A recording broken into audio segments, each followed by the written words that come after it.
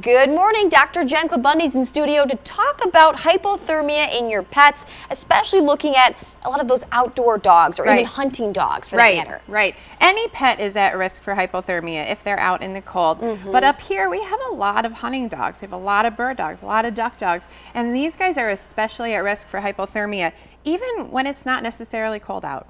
And looking at, how cold is too cold? You see a lot of dogs sometimes have their crates outside. They're outside all day long when we're in these sub-zero temps. Absolutely. And these hunting dogs, they're out running through the snow all day trying to, go through the fields to find birds. Right. The duck dogs, they're going into the water to retrieve these ducks, coming back out and waiting for the next go-round. So it does not have to be sub-zero temperatures for these dogs to get too cold. It could be 55-degree water temperature and a light cool breeze blowing.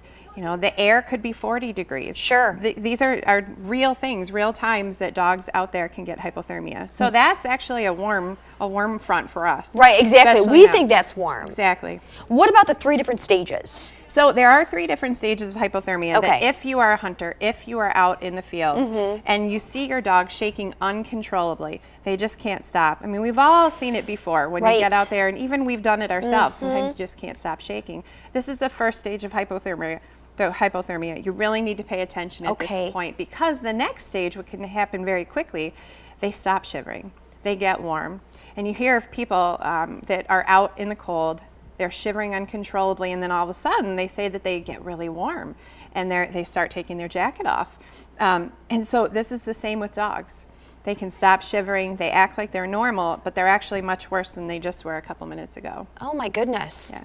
What about the 3rd stage? So the 3rd stage is very severe. You get past that period where they actually feel warm, they're not as cold feeling anymore, and they lose consciousness. They can start staggering around, they start having trouble breathing, and then they lose consciousness. Obviously, you want to prevent getting to any of those stages altogether. You do. So that brings up the question, how do you keep the animal warm? Yeah, so keeping the animal warm, if you're just a recreational outdoorsman, just get them inside. Wear your jacket, wear boots, don't stay out for very long. But for these dogs that are out there and it is their job to be out there all day and to be working for their owner, get them out of the wind, get them out of the cold, dry them off, keep them dry.